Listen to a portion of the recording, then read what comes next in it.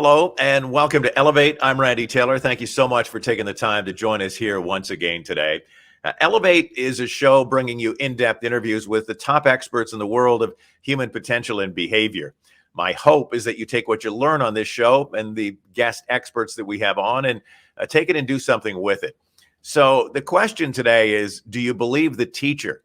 The most powerful tool in teaching and mentoring is belief. Nothing creates a stronger belief in the student as from gaining the practical experience from the teacher.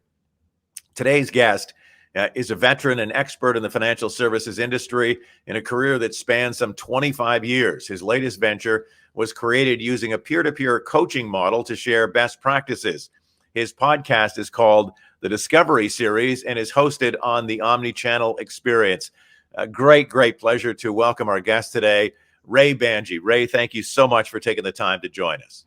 Hey, thank you for having me on the show, Randy. One of the issues about this, and I love this topic, and we'll get to this, about the peer-to-peer coaching and mentoring, endeavor that you're involved in right now. But I always like to begin with the messenger. And before we get to the message, let's learn more about the messenger. So yourself, fascinated, right? We all start life as these, little babies, and then along the way, we end up here. So for you, how did it happen? How did you get here? Well, truthfully, Randy, I got here when I was 5 years old, and it was a daunting experience when, unfortunately, coming from East Africa into Canada, specifically Vancouver, my father passed away of cancer, and that was my why. That was my why in terms of dealing with a traumatic situation. And really, it didn't go well. It didn't go well growing up, as you could imagine.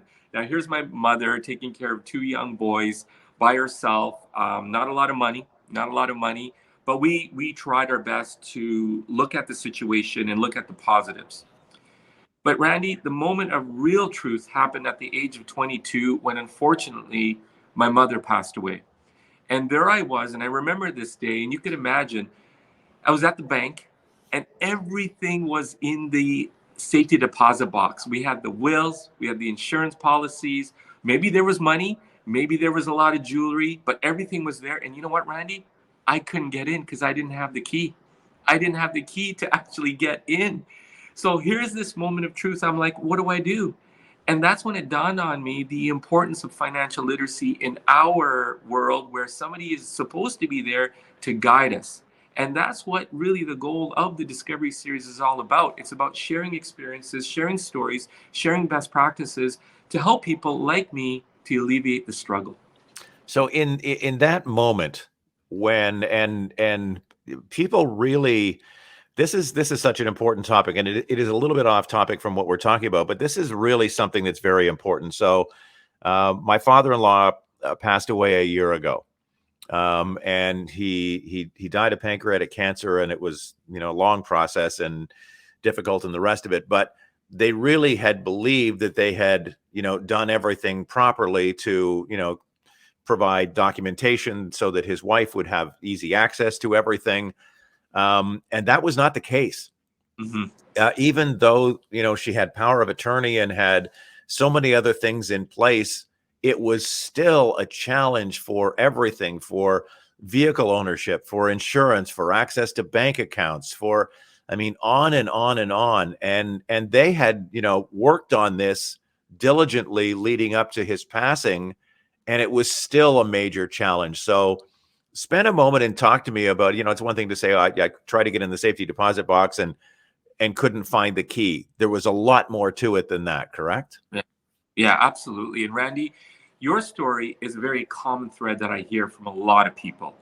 And, just imagine, we got our insurance policies, we got our wills. Those are the standard documents, but there's other things. What happens to our social media accounts? They have to be closed down. What happens to all our credit cards? They have to be closed down. Who's our executor? Who's the accountant that's going to file the terminal tax return? Who's the lawyer that's going to get involved? Who's that multidisciplinary team of professionals that's going to surround you?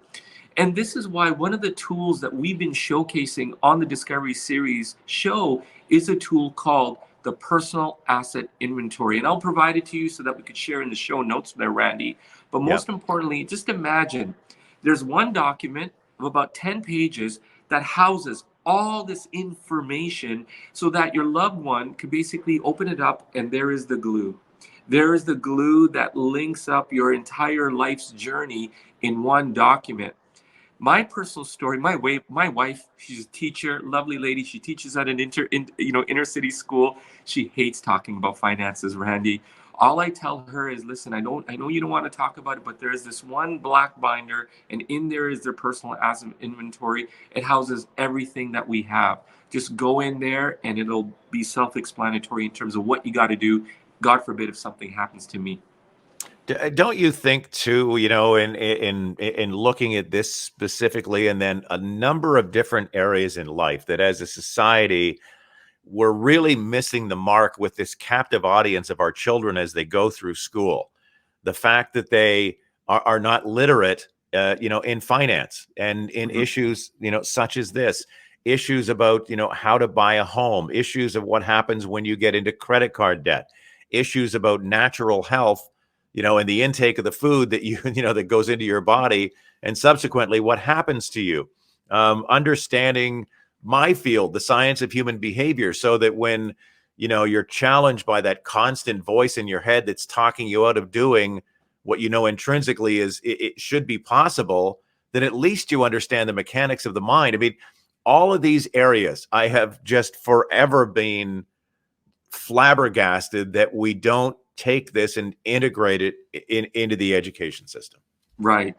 And it's a point well noted. And I think this is where the difference is. It comes down to developing a peer-to-peer approach on teaching financial literacy, Randy. And I'm so a big believer on it, because if I, as a father, tell that to my kids, this is some steps that you got to do, I don't know if the message is going to actually get across No, that my way. kids won't listen to me, but they'd listen to you, and your kids won't listen to you. They'll listen to me. I get that. No, I know. Yeah, yeah. Yeah. So So, this is where the peer-to-peer learning comes about, right? And this right. is where the Yeah. opportunity, where we use a podcast, we use a tool that helps get that message out, and it's really sharing those experiences. But we thread the story in there, but then out of that story comes the why of what we got to do to help kids, wives, So divorces, all fill that. in the gaps for us, and then we'll move into talking about what your podcast is about and the mission and everything else. But the gap between losing your mom, going through all of this, and your career leading up to the launch of the podcast. So what's been going on in your life the past Yeah. 20, 25 odd years?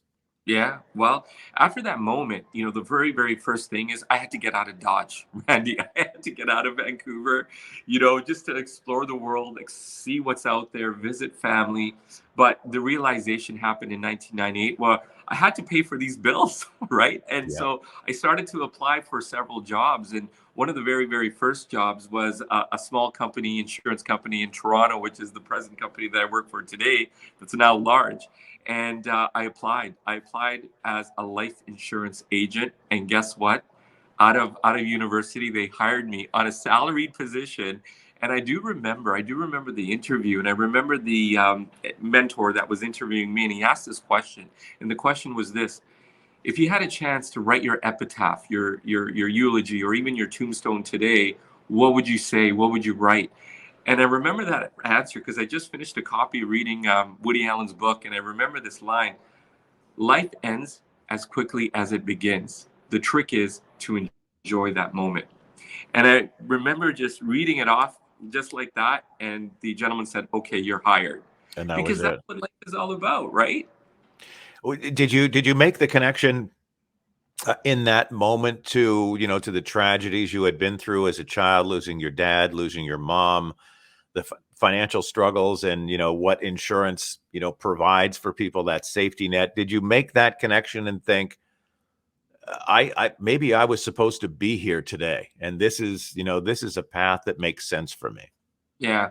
Well, certainly at the time, it didn't dawn on me at that moment that I had to be there. It was about 4 to 5 years after I got hired where my mentor said, go to Vancouver, go back home, visit your family, but attend a conference. And I remember attending this industry-wide conference and standing in line at the buffet. And there was a short South Asian elderly insurance agent in front of me. We got to talking. We exchanged our names. He stood back in shock, Randy. He stood back in shock. And what he said was, I was your father's life insurance agent. And he started crying. We went off to the side, and he was very apologetic. And he said, I should have been there for you. And I should have been that financial advocate for you because I realized that you had a lot of hardships. And he was just sorry. Money could only do so much, Yeah. but you need that guidance to help you, a mentor, to do what you need to get done with it. And that was that moment of truth where I could share this story and I can emphatically tell people with experience that you really need to harness financial literacy in your own way, but there's various strategies to do it. But we need to get started on this journey now. And that was that moment.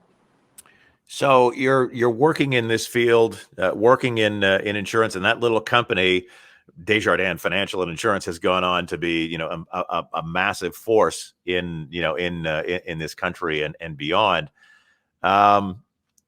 Your love of the business also helped to transition you into, being kind of like your wife, being the teacher at the front of the room, and now starting to work with advisors in training and development. Correct? Right, absolutely. Started the journey off as what the industry calls an insurance wholesaler, which is a marketing rep showcasing ideas, strategies. But Randy, in my experience, the best conversations were always in the lunchroom with financial advisors. You would do your sort of seminar session and you had something in mind, but the best conversations and the conversations in the lunchroom were three things. The first thing is, well, how do you find your clients? That was number one. Number Yep. two, well, what was your sales approach that you used to get that client engaged and interested in a dialogue about financial literacy? And then the third thing was, well, what was that winning case? How did you get into that winning case? What were the client profiles? What were their pain points? What were their problems? And what were the products that you used as part of that process? And through that lunchroom conversation, blossomed into this wonderful idea. Well, hey, I think we got to do a vodcast on this, right? On this concept. Did it really come down to, I mean, that illuminating light about doing this as peer to peer, and it really reminded me of the fact that in the lunchroom, when these people are, sharing their cases and best practices and everything else, it came down to a story. And when we tell a story, then the person sees the movie. I mean, if I told you a story right now that King Kong is on top of the CN Tower and is hanging on with one foot and one hand and snaps off the antenna, and a 747 goes flying by and it smashes off a wing and it crashes in a fireball on the lakeshore. You just saw that, right? Yeah. That's why radio's cheap. Yeah. Theater of the mind. So, when someone's explaining the story in the lunchroom, you were seeing this. And when we see the movie, we have an emotional response, right? This is not, the dry textbook, kind of, here is how you do this, and here's the lecture, and here's all the information. It's, so I met this couple and I come up their driveway and two of their cars were just buried in the snowbank. They had not even gotten out after the storm to clear the snow yet. And so by the time I got into the house, my shoes were full of snow, right? You're starting to see that movie. And then as they begin to explain, right, the conversation they had with the client, and the problem that the client had and the solution they provided, now it starts to become real. Was that, I almost want to come and work with you now. I mean, was that the impetus for this peer-to-peer coaching model that you said, we need to get these people in front of lots of people? Yeah, absolutely. Randy, you nailed it on the head. It's all about, old-fashioned storytelling. And when what you reminded me of is the three communication techniques that I find a lot of individuals, including financial advisors, absorb. And traditionally, there's the visual, and we got to display the visual, the bigger picture. And there's so many ways that we can create that ambiance. And I think a podcast like this helps, right? Creating the visual. Then is the auditory. So this is the part we got to listen. But sometimes in that auditory, there's different strategies and it becomes a little bit of a process. And how do we take something that can be so technical and make it alive? And it comes down to the third communication technique, which is having or being kinesthetic. And that's that emotion connection where we just share two passionate stories, you and me, about my traumatic experience and your experience. And we've come together realizing that there's a problem. But then the question is, after we identify that problem, well, what are the solutions that we can do to help people and solve that? And that's where the peer-to-peer model really comes in, because who are the best storytellers out there? The people that lived it, the Right. people that lived that experience, right, Randy? Yeah, no question. And in looking at this, I mean, there's been so many shifts in, in business and technology and marketing and so much. I mean, when video came onto the scene, the concept of being able to share information over video for the average person without, being on NBC News was just incredible. And so it began as the talking head. Right. So I'm Randy Taylor. I'm the host of Elevate. And, here's what we do on the show and blah, blah, blah. And so I'm talking at you. Yeah. That's one form of communication. This form of communication, that has been wildly popularized by people like Joe Rogan, Right. where you're not being talked at, you're eavesdropping on a conversation. Yeah. And so that shift to this kind of style of sharing information, and I've had so many people tell me that this is such a more interesting way of gaining knowledge, of listening in and, kind of listening over the shoulder of a couple of people having a conversation, and then you find out so much more about it. So my question to you is, in the world of teaching, Mm-hmm. the conversations you've had, how many seasons have you had the Discovery series going? Yeah, so we've got 4 seasons. We're on our 4th season, and we're almost at 30 episodes. We just recorded our last episode for the final version of season 4 yesterday, and bang on, Randy. There's something that to be said. First of all, it has to be relatable. Randy, so many times during COVID, when we watch individuals, you're being talked at. So the game change was, well, let's bring like-minded individuals that are financial advisors that have experienced this, and let's let them be the storytellers. And I think what's important that comes out of that is being authentic, because they're the ones that are able to basically dissect the situation, and it's their story. It's their story, and other people that are listening to it. And we actively engage in our audience of over 1,000 financial advisors, and they tell us one thing: I learned better this way because the problem that I heard with that advisor, you know what? I experienced the same way, and I was able to take what they said and implement it into my practice. So all of a sudden, there's that connection. And it comes down to just being authentic in that conversation that we have. So in having gone through this for 4 seasons, you've talked to a lot of people about this. You have a lot of viewers on your podcast. Are you getting the sense that this is kind of becoming the shift in in the education vehicle, as opposed to the professorial model of standing on stage and preaching to people, of having this model of peer-to-peer coaching, not just in in financial services, but this being kind of the burgeoning new model for all kinds of industries? Yeah, it has to be. It has to be, Randy. So there's a lot of light bulb moments when we experience and showcase the Discovery series. And one of the light bulb moments is our audience. 60 to 70% of our viewers are female financial advisors, which I find fascinating. The other experience is not just vodcasts. As part of the omni-channel experience, people want to hear peer-to-peer in different forms. So it could be a vodcast, it could be a podcast, it could be live in-person events. Also, social media, Randy, is a big one, using platforms like LinkedIn to engage. And then the last one is being authentic through the use of workshops. And what we've done and designed is Discovery Series workshops using best practices from a peer-to-peer model, having about 15 to 30 financial advisors in a room to share ideas and concepts, and leveraging off of the shows that we've highlighted on our podcast. So we're now bringing the digital experience into reality when we do these Discovery Series workshop events. So what are some of the what are some of the best topics you have covered in this, the guests that you've had on, some great stories that came out of this, and ultimately what you believe that people are taking from this and learning?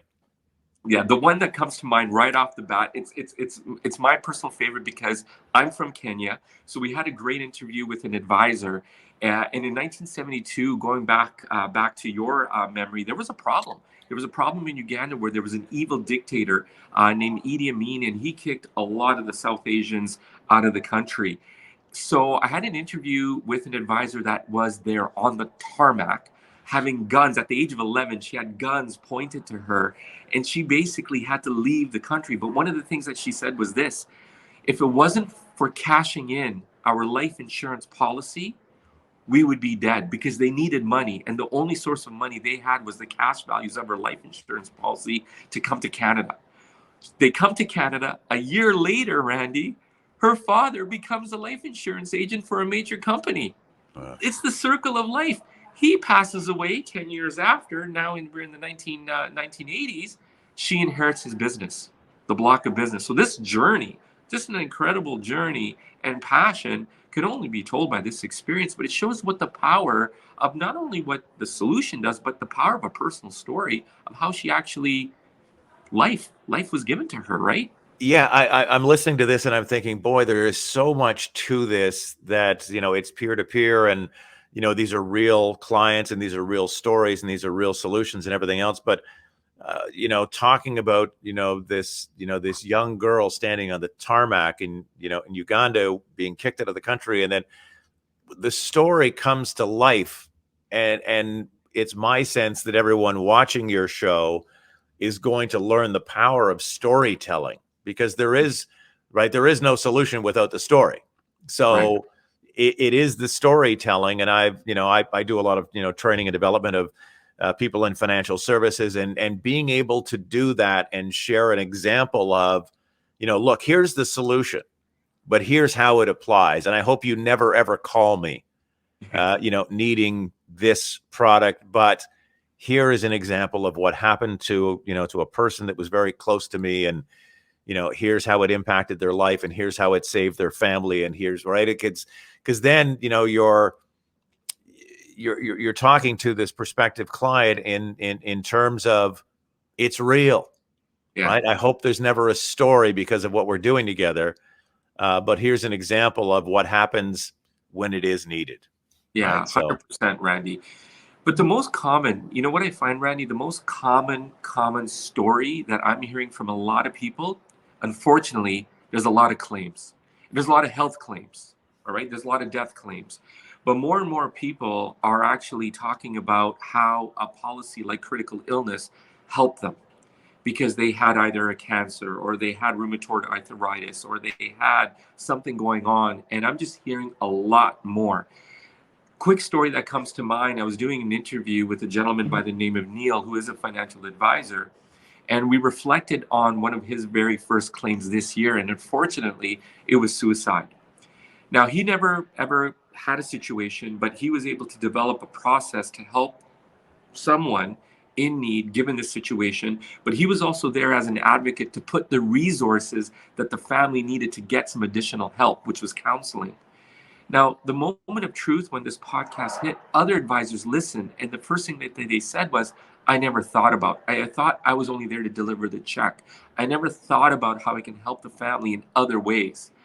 So this was told by Neil, and so many people around that room was just filled with, yeah, there was sadness, but they were filled with an understanding that there was a better process than what they were doing right now to help fill that void. So that was a really, really good example of what was shared on that particular moment. yeah, and I think that, for the people who are, on the business end of providing the solutions and delivering the checks and doing all of those things, one of the issues that I talk to a lot of people in insurance about is, listen, if you don't think you make a difference in people's lives, you need to think again.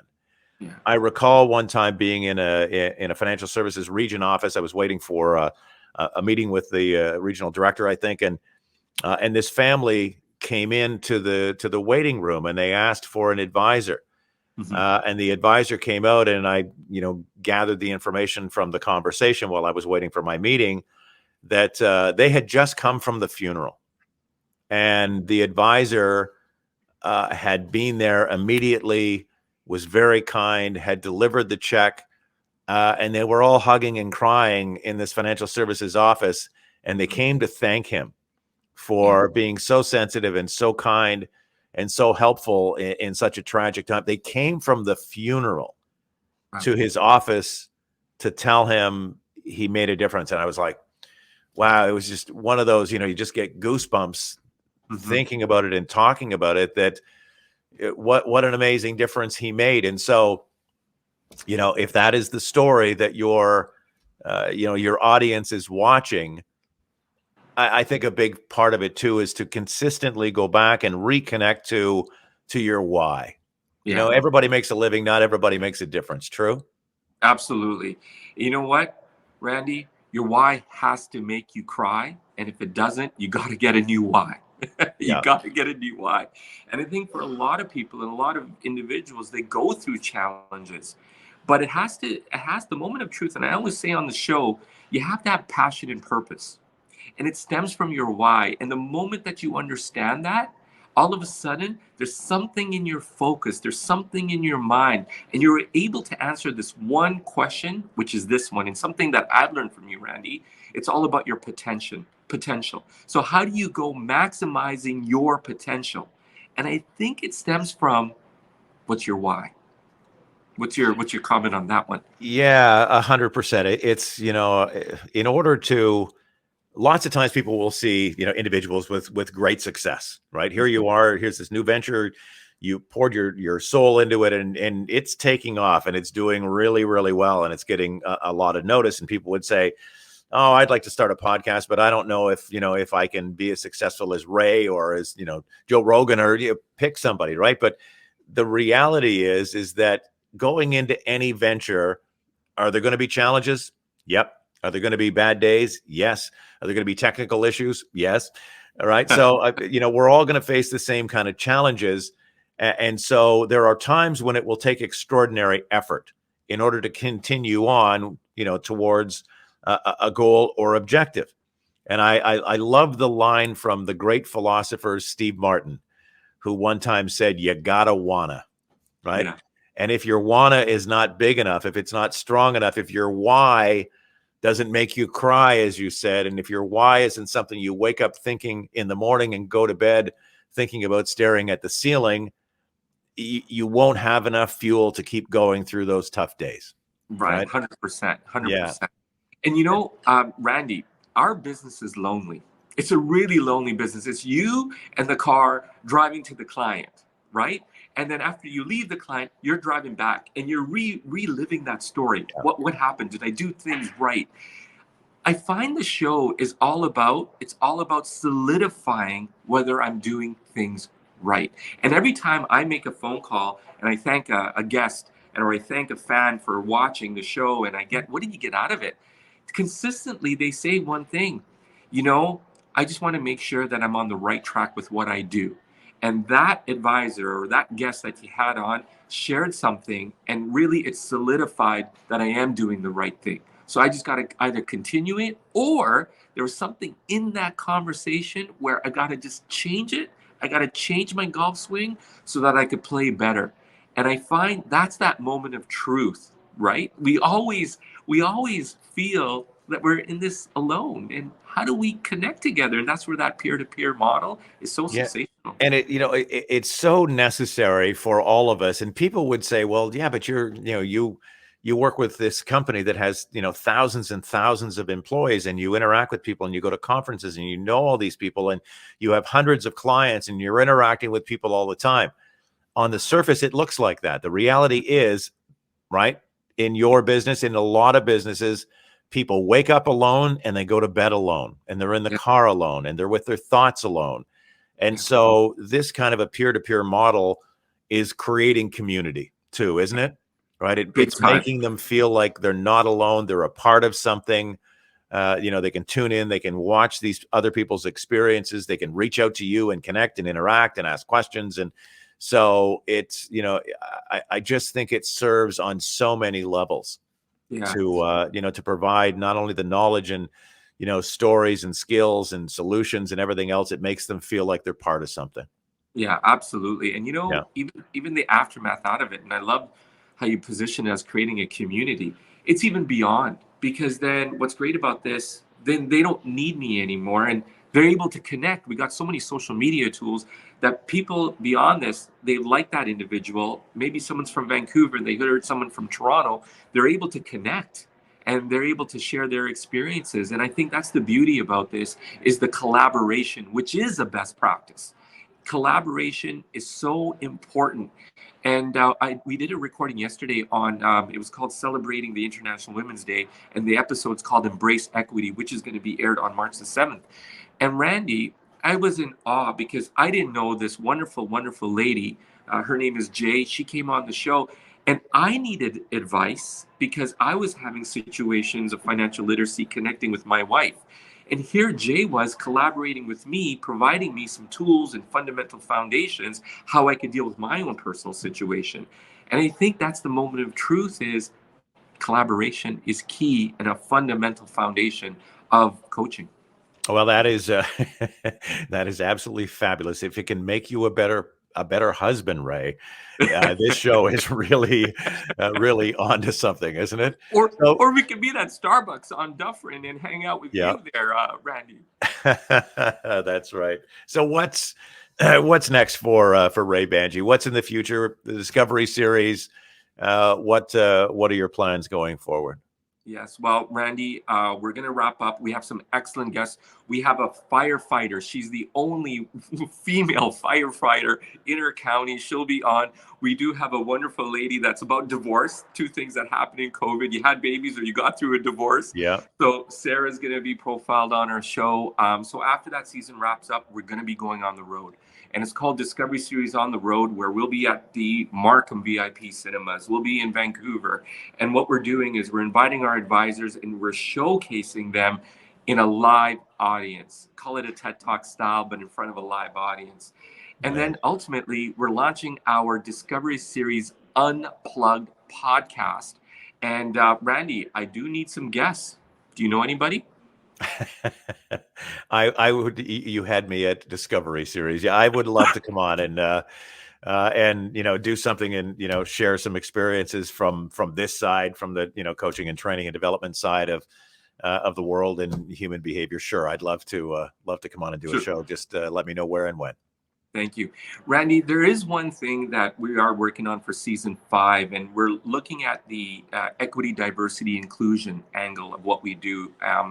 And we're profiling some advisors in the Indigenous community. We're profiling some advisors in the deaf community, and they're hard hitting. And I have to admit, this is going to be a challenge for me.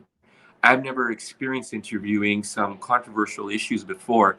And this is where I need a coach. This is where I need to collaborate with individuals like yourself to help me with some strategies. And this is where peer-to-peer comes in. So if I have a weakness, why wouldn't I connect with like-minded individuals that perhaps will have experience? So help me in my interview, right? You know what I will tell you that a mentor told me is that when you're doing something that you love, the answers become apparent. When you sit down, I promise you, when you're doing these interviews, I mean, you enjoy this enough, you're curious enough, you care enough that you will ask the right questions. The interview will go the way that it's supposed to go, and the answers will just become self-evident as you're going through it. So I think that's always a great lesson in anything that we're going into that's new. If it's something that we love, right? The answers will become self-apparent. They will show up. So Absolutely. not to put me out of business, but give yourself the credit to know, you're on the right path, and this will go the right way. So Yeah, that's yeah, great advice, Randy. And by the way, in 2005, I did see you present in an office, and you inspired me because one of the things that I remember in that conversation is about focus and how that changed your game and it elevated you into another level. And I think that's part of our journey is to have a focus, so that guiding light, that beacon, you have something to look forward to, wake up every day. And Randy, I just absolutely love interviewing financial advisors. That's my space, but I love being curious. And I think that's the most important takeaway because our journey on this earth is my experience. It's not long, Randy. yeah. It's not wrong. So how do Well, we and take you're that? obviously doing the right thing. We will share the links to your show, the Discovery series, and any other contact information we'll put on there, and hopefully that we'll get more and more of that audience of 8 billion people around the world to come and join you and learn more about it. Reh, thank you so much for taking the time and joining us today. This has been fascinating. I appreciate it. Thank you so much, Randy. And the one line that I close my show is, make your practice a best practice. So thank you so much, Randy. What a fascinating interview. Reh Bhanji, was just fun. Terrific with the Discovery series. On behalf of everyone here at Elevate, thank you so much for joining me. I'm Randy Taylor. Have an amazing day and be well.